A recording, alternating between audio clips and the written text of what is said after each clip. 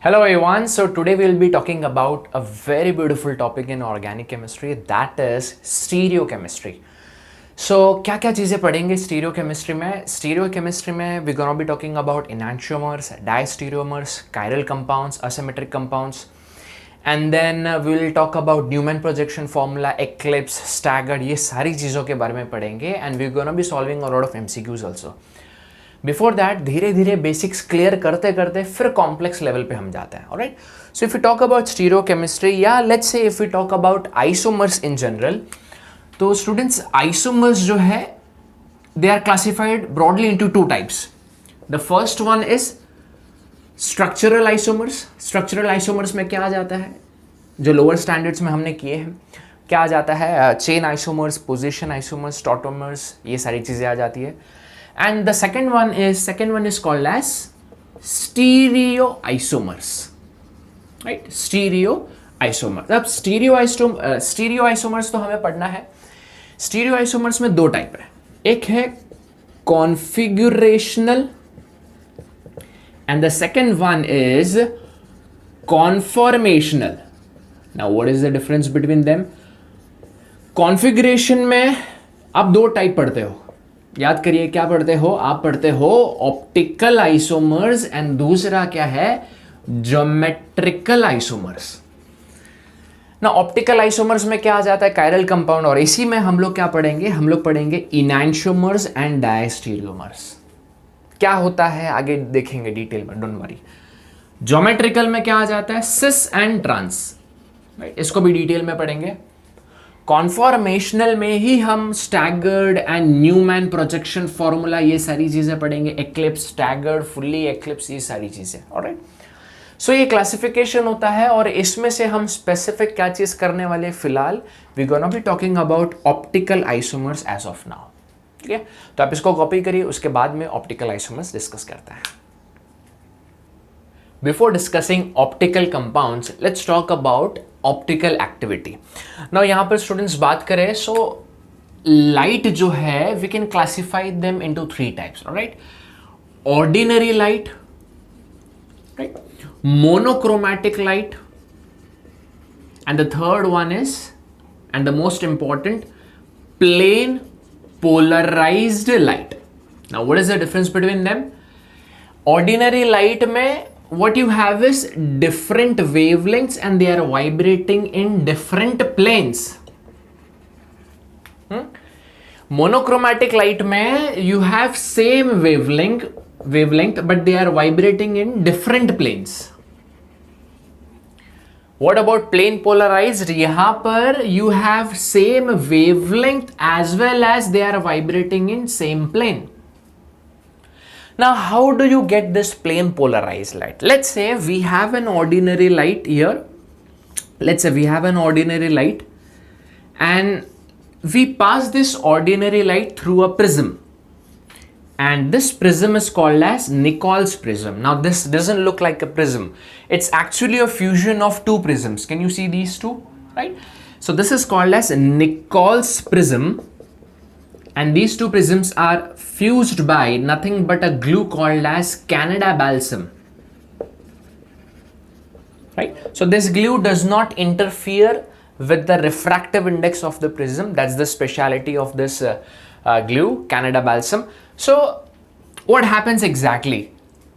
Here you get what? Here you get plane polarized light which is vibrating in a single plane. So this is how you can create plane polarized light.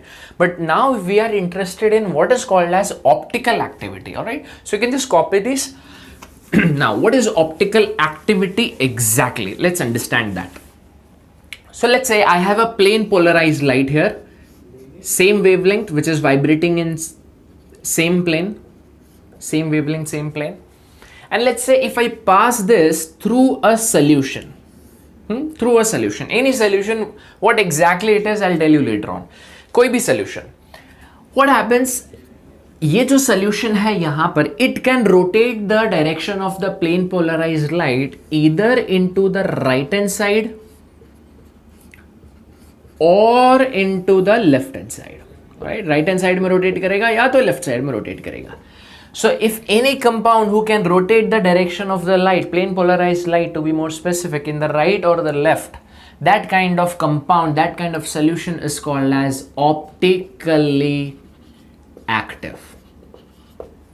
Optically active. और ये जो process है light को rotate करने का, उसी को क्या बोलता है? Optical activity.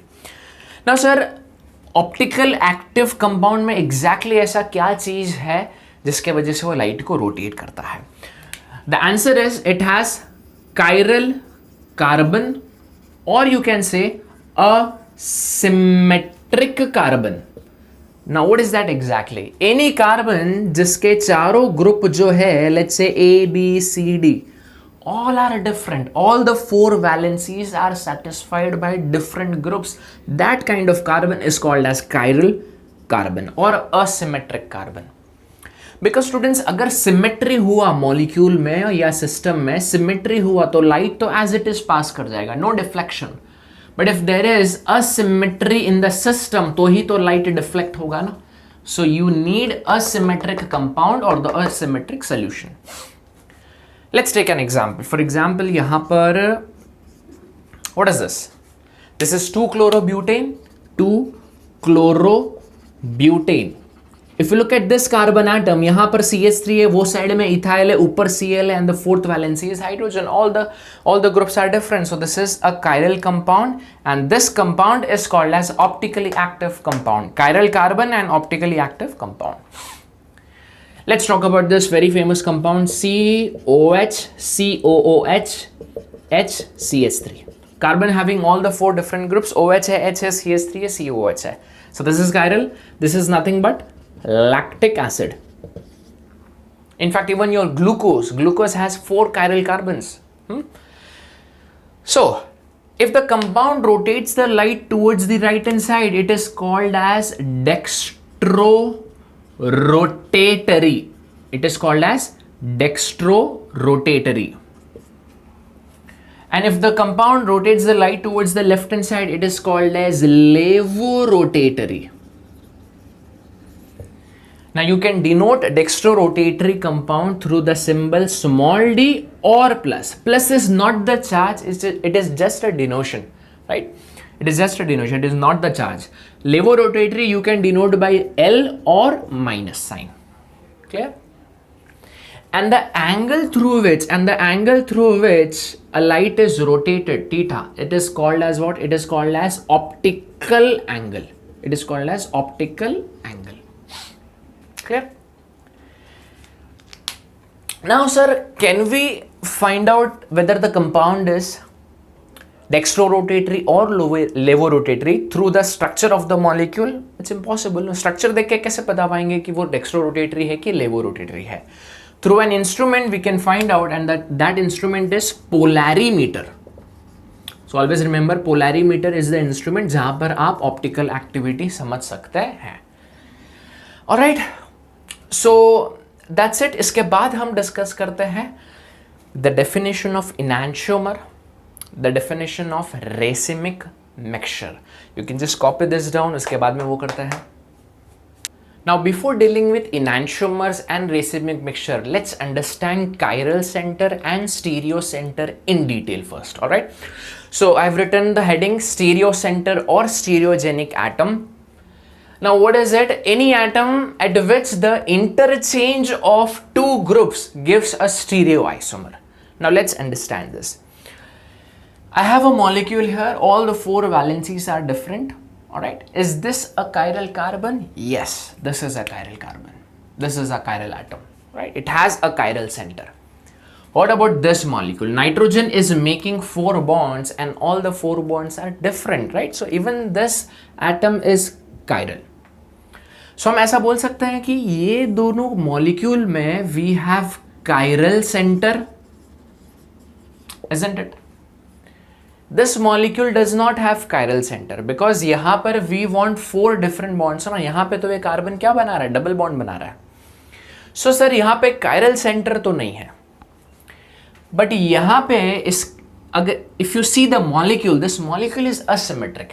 This carbon has two groups and both of them are different. This carbon has two groups and both of them are different. तो cis trans बता सकता है isomerism.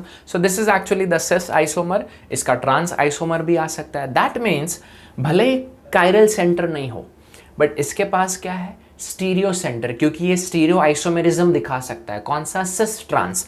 तो इसके पास क्या है? Stereo centre. इनफैक्ट ये सब मॉलिक्यूल्स के पास क्या है? तीनों के तीनों मॉलिक्यूल्स के पास क्या है? Stereo centre. इसके पास कायरल सेंटर है, मतलब ये स्टीरियो केमिस्ट्री में आता है ना. So we can call that this molecule has a stereo centre. Even this molecule has a stereo centre. But यहां पे एक नाम दे दिया है कि कायरल सेंटर. यहां पे कायरल नहीं दिया है, बट यहां पर हम क्या बोल सकते हैं? It has a stereo center. Getting my point? So आप इसको नोट डाउन करें. इसके बाद में कायरल सेंटर के हम एंड स्टीरियो सेंटर के बहुत सारे क्वेश्चन सॉल्व करते हैं, जिससे हमें आइडिया आ जाए कैसे क्वेश्चन से आंसर निकालना है.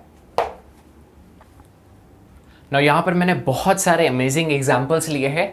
What you have to do is, if you want you can pause the video and आप ढूंढिए कि इसमें से कौन सा मॉलिक्यूल कायरल है एंड कौन सा अकायरल है. Right, you have to find the chiral centre. So you can solve it. Done. चलो, if you look at this molecule, so जो यहाँ पर एटम है, राइट, कार्बन लेट्स से, सो यहाँ पे चारों ग्रुप डिफरेंट है. So this is chiral centre. So I will call this molecule as chiral. Right, even this molecule, this is also chiral. What about this? यहाँ पर इस carbon पे दो hydrogen आ गए हैं. सो this is achiral. What about sulphur? क्या sir apart from carbon कोई दूसरा एटम्स भी दिखा सकता है? यस, नाइट्रोजन का तो एक एग्जांपल पहले ही लिया. सल्फर, फॉस्फोरस, ये सब भी कायरल हो सकते हैं. Treat this double bond as a single bond.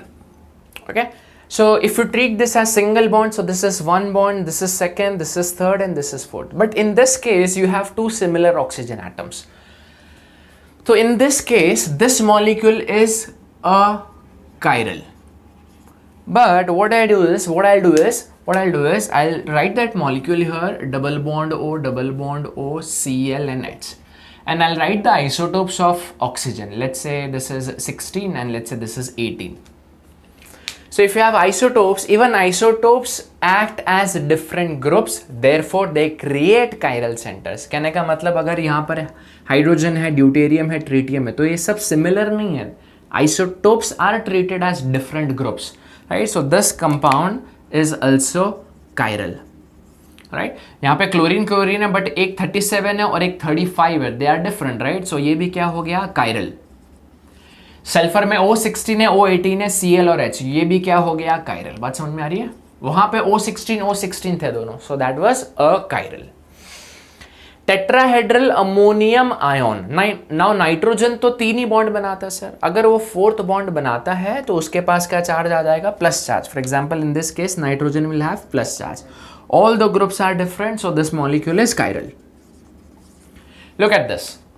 यहाँ पर इसके पास CH3 है, C2H5. नाउ यहाँ पर दो बॉन्ड है, राइट? एक लेफ्ट में जा रहा है और एक राइट में ऊपर जा रहा है. एंड ये दोनों, treat this as a pathway. अगर आप इस रास्ते से जाओगे तो यहाँ पे डबल बॉन्ड आ रहा है, बट इस रास्ते से जा रहे हो तो डबल बॉन्ड नहीं आ रहा है. मतलब ये दोनों बॉन्ड क्या है? डिफरेंट है. सो ये क्या हो गया? कायरल. इस मॉलिक्यूल को देखो, CH3 C2H5 तो है, बट इस रास्ते से जाओ या इस रास्ते से जाओ, दोनों सेम ही दिख रहे हैं ना यार आप लोगों को. सो ये क्या हो गया? ये आपका अकायरल मॉलिक्यूल हो गया. Achiral. I hope you are getting my point. यहाँ पर ये वाला और ये वाला रास्ता तो डिफरेंट है, बट यहाँ पर क्या हो गया? सिमिलर ग्रुप्स हो गए. So this is treated as achiral molecule. Getting my point?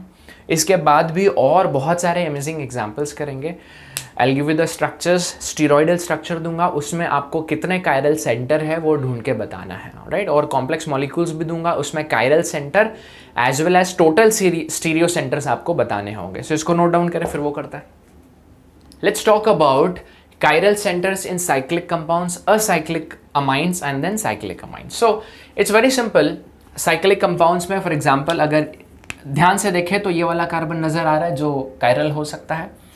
ना क्या अटैच्ड है? Cl अटैच्ड है, H अटैच्ड है. अब ये दो बॉन्ड है. अभी ध्यान से देखो, पहले भी मैंने बताया था, ये दो रास्ते अगर आप जाओ, दोनों रास्ते सेम है कि नहीं? So this molecule is chiral की achiral? This is achiral. Clear? Let's have a look at this molecule. So ये भी अकायरल होगा, बट अगर मैं यहाँ पे एक डबल बॉन्ड डाल दूँ, previous molecule was achiral, but अगर मैं यहाँ पे डबल बॉन्ड डाल दूँ तो ये दोनों रास्ते डिफरेंट हो गए ना. So now this is your chiral molecule. And if I ask you इस मॉलिक्यूल में कितने कायरल सेंटर है, so what would be your answer? How many chiral centre it has? Is this a chiral centre? Let's have a look. ये side में जाएंगे तो CH2 then carbon और उसके ऊपर Cl, CH2 देन कार्बन और उसके ऊपर Cl नहीं, उसके ऊपर CH3 है, और यहाँ पर Cl है और एक H है. मतलब all the groups are different. Same with this compound.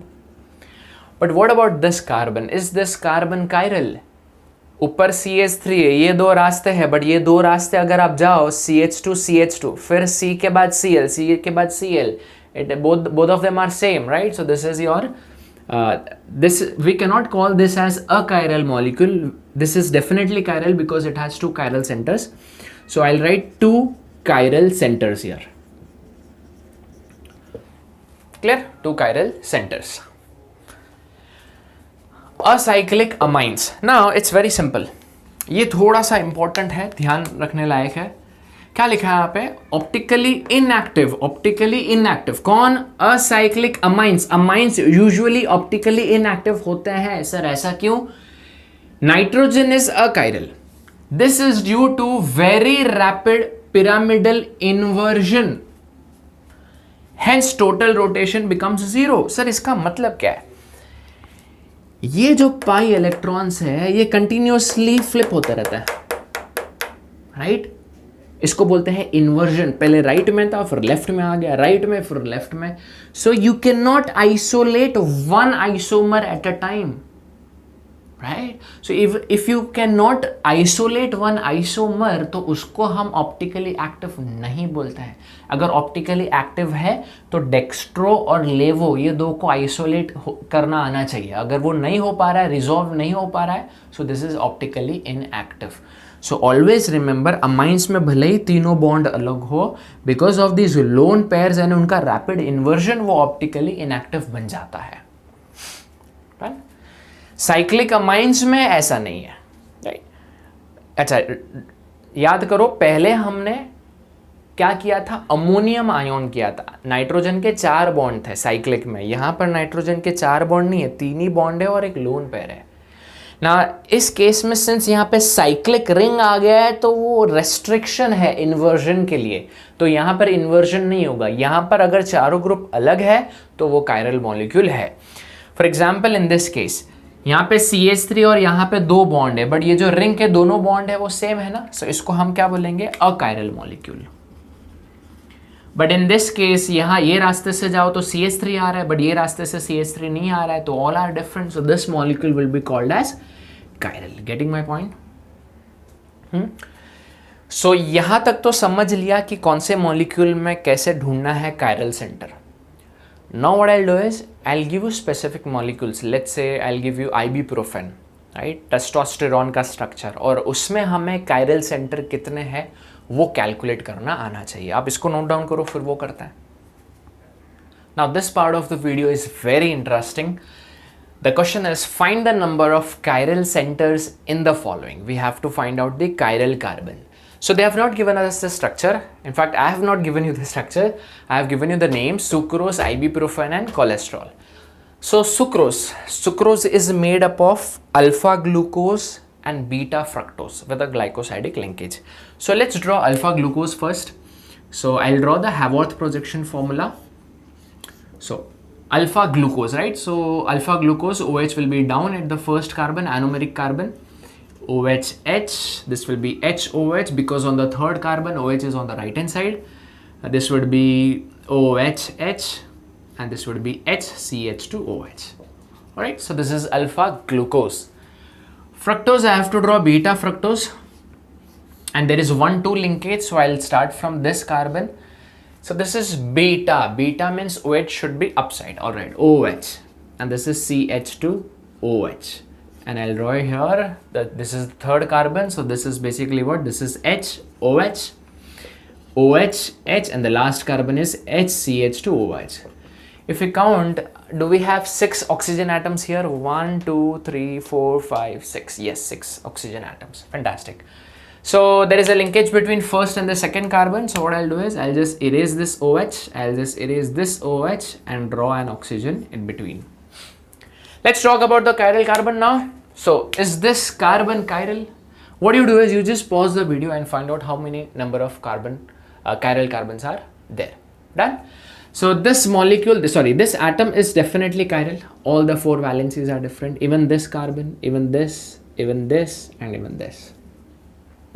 Look at this carbon atom. This is chiral, even this is chiral, this is chiral, and even this is chiral. Right? So let's count. 1, 2, 3, 4, 5, 6, 7, 8, 9. So we have 9 chiral centers here. How many? 9 chiral centers. Amazing. Let's talk about ibuprofen. So for ibuprofen, I think we'll need some more space. Alright, no problem. Ibu. What I'll do is I'll draw a benzene ring first. I'll tell you how to draw the structure of ibuprofen. Benzene ring first. So ibu, isobutyl. I'll draw isobutyl compound here. C, CH3, CH3, and this is H. Isobutyl. Profen, propyl. Okay, you have to draw isopropyl on this side. CH, CH3, CH3. Done? What you have to do is ibuprofen has a main important functional group, that is carboxylic acid on the propyl side. So make this carbon as your carboxylic acid, C double bond OH. Done? So let's count. This is the structure of ibuprofen. So this carbon is chiral, isn't it? And even this carbon is chiral. So ibuprofen has 2 chiral centers. Done? Cholesterol. Cholesterol has a steroid nucleus, and the name of the steroid nucleus is cyclopentanoperhydrophenanthrene. Phenanthrene ring. So what is phenanthrene ring? You have 2 rings like a naphthalene, and the third ring is upside like this. All right, I'll just write again. Cyclopentane. Here you have cyclopentane ring. Perhydro. Why perhydro? Because all the double bonds are removed. That's the reason the name is perhydrophenanthrene. Now always remember to draw the structure of cholesterol. All alcohol you require, isn't it? So here on the third carbon you have to draw OH, and जो ये ring के joining पे है यहाँ पर आपको methyl बनाना है. Done? यहाँ पे सेकेंड रिंग में डबल बॉन्ड बनाना मत भूलना. एंड ये जो फिफ्थ कार्बन है ये वाला, व्हाट यू हैव इज यहाँ पर आपको लिखना है Y, फिर लिखना है V, फिर वापस से लिखना है Y. Clear? Y V Y. तो टोटल कितने कार्बन हो जाएंगे? काउंट करें. 1 2 3 4 5 6 7 8 9 10 11 12 13 14 15 16 17 18 19 20 21 22 23 24 25, and this is 26 and 27 carbon in cholesterol. Right? कितने chiral centers? वीडियो को पॉज करो और काउंट करो. This is chiral center, right? And this is doubly bonded. Double bond में chiral center नहीं, chiral carbon ढूंढना है हमें. So this is chiral center, even this is chiral, this is chiral, this is chiral, this is chiral, and even this is chiral.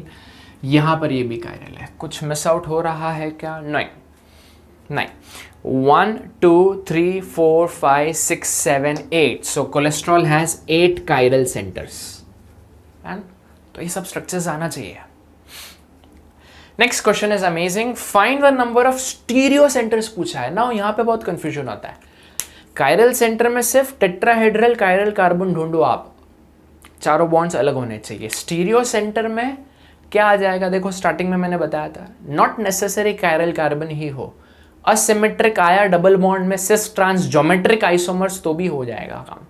Geometric centres बोलते हैं उनको.